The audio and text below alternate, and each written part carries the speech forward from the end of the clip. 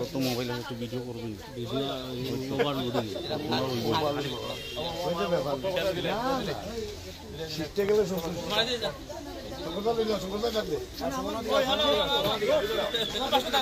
কাশটা পিছনে যাও না তুমি লো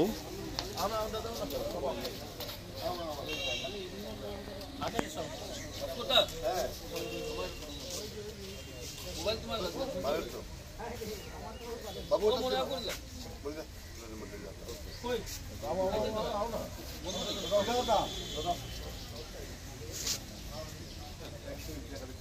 রুমটা একটু ফ্রন্ট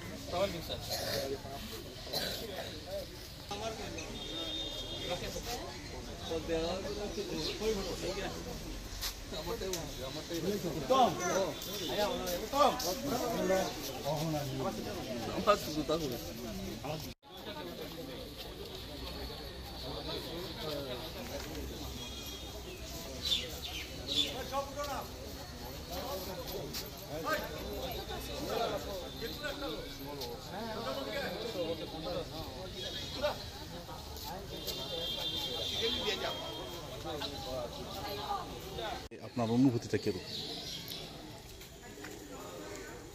আমি দূরের মানুষ, আমি থাকি রুক্ষ পরিবেশে দিল্লিতে। সেখানে এখন এই অবস্থায় লু বইছে।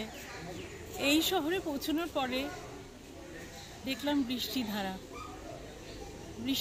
সস্নাত করে, এবং বৃষ্টিধারা তো শুধু না, রক্তধারার কথা মনে করিয়ে দিল।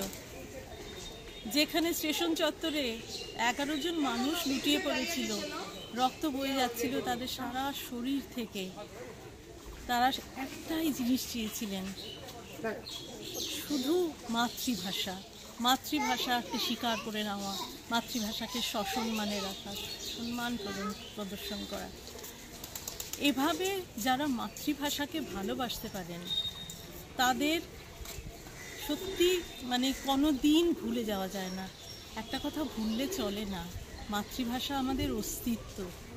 মাতৃভাষা ছাড়া যে কোনো দেশেই যাই না কেন, সেখানে যদি কেউ বলে যে তোমার মাতৃভাষা কি, যদি বলতে না পারি আমার মাতৃভাষা বাংলা এবং আমি বাংলা ছাড়া এত ভালোবাসি না অন্য কাউকে, অন্য কোনো ভাষাকে, সেখানে সম্মান বাড়ে, কমে না। ইদানিং যে অবস্থা দাঁড়াচ্ছে যে বাংলা বলতে বলতে পরের প্রজন্ম ইংরেজি বলে ফেলছে, অন্য ভাষা বলে ফেলছে, সেই জিনিসটা, সেই ট্রেন্ডটা আস্তে আস্তে যদি কমে ভালো হয়। আমাদের সমস্ত ভাষার প্রতি আমি শ্রদ্ধা নিবেদন করেই বলছি, নিজের মাতৃভাষাকেই আমাদের সবচেয়ে বেশি শ্রদ্ধা করতে হবে। প্রত্যেকের জন্যই এই বার্তা দিতে চাই। ধন্যবাদ।